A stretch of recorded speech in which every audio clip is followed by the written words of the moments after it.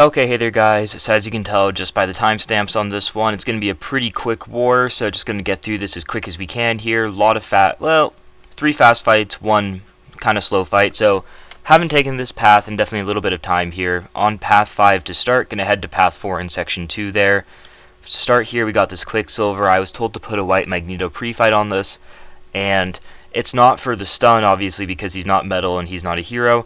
It's just to give me a little bit of extra damage, just to make Mole Man hit that little bit harder, which is always nice because I also don't really have my bleeds on this fight because I'm going to be knocking him down that much. So what I want to do is I want to use my Unstoppables there, kind of like I did in the Silk fight last season, and use the Unstoppables to get free openings to use my heavies.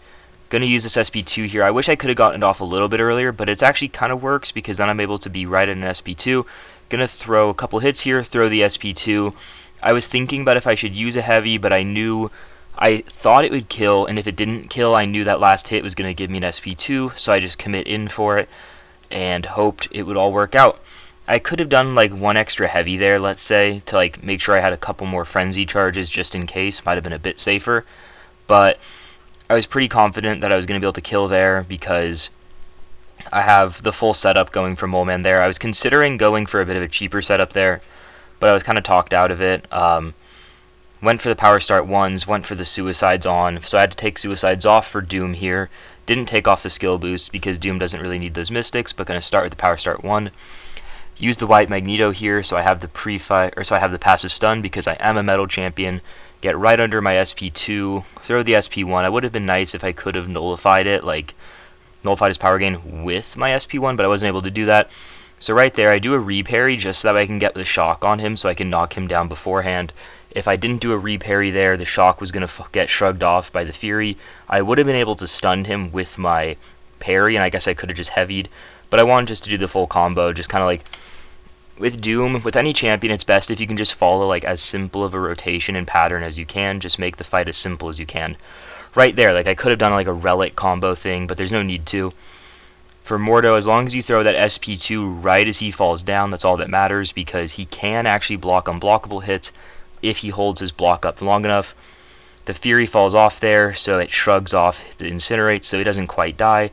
So got the parry, finished him off. Faded into SP2 section 2 here, because again I had to put back on the Suicides, get my boosts going. As you can see, the Power Start 1 was already activated, so my strategy here, I start with the 2 Monster Mass. Any way possible, I just need to get heavies off. And I missed the first parry. I should have just tried to like commit in for the Unstoppable heavy, but I didn't quite do that. One more heavy here. It's going to push me up to SP2, so now I hold block. That was a little bit of a risk because if he did throw SP1 there, it could have been kind of bad, but first off, he didn't throw SP1, and right here, based on like what that SP2 did the last time, I'm like, I'm just going to throw a heavy, and I'm going to bait out this SP2. I feel comfortable with the dex after I don't get hit by the first hit, so I avoid the second one, go in for another SP2, and it does kill, and I know that does kill, but I was able to let the bleeds kind of keep doing a bit more damage. So maybe I should have like fully committed in, but I wanted to play it a little bit slower, a little bit safer there because Joe can be very punishing, especially there on path 4. This Sandman, the only real big downside to Sandman, there's two things. He's bleed immune, so I do lose a bit of damage there from Mole Man. It's not like terrible amounts of damage that I lose, but it is a bit of damage I lose, so that does slow down the fights a little bit, not too much. But the big thing is he can put those, I forget what they're called. I think it's like decelerate debuffs, which mess with your unstoppable ability accuracy. I knew he was going to start unblockable there, so I start by backing off, so I don't waste all my monster mass right at the very start. That's something I kind of like doing, and again, wait off the power sting, so the first power sting shrugs right off. I do take a hit there, so my combos reset back to 0. I should have dropped like a full combo here, because that's going to put me... Oh no, I did do the right combo. I could have done a full combo, and that last hit would have actually just directly shrugged off the power sting, but instead I'm able to do it from the heavy. Just going to block his special here. Just the best way to go about that. I really mess up there, and here I get a little bit like, what do I do? So I end up pushing myself up to SP3 because I didn't quite want to take the power sting damage, drop the heavy there to make sure my monster mass stays going, and so that way I can shrug off this new Power Sting instead of the previous Power Sting, if that makes sense. And my damage is definitely low here because I assume he's placed with Inequity, so I do have max Inequity damage reduction on me. Yeah, it definitely feels a little bit lower, and I'm like, okay, I have the 12% special boost on, I have Suicide's full boost, recoil, right? So I'm like, I'll throw this SP3, and I think this is going to just about kill him.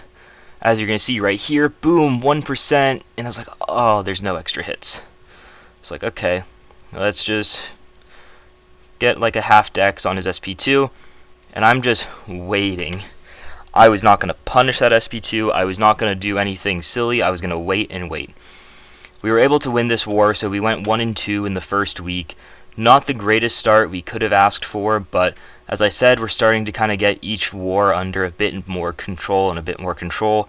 This war, our deaths did go back up from that second war, but the other alliance had died a little bit more earlier on, so I think we felt probably maybe just a little bit more comfortable than we have in the past. So it was still a really good win for us. Very happy that we were able to get out of the funk a little bit and get a win in the first week. Hopefully we're able to continue this momentum into the next week and we can go, I don't know, 4-2. That'd be a nice way to end the second week there. Hopefully your guys' first weeks went well.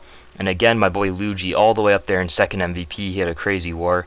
So yeah, thank you guys for coming back and watching, and I hope your guys' first week of war went well. I'll see you guys soon. Bye.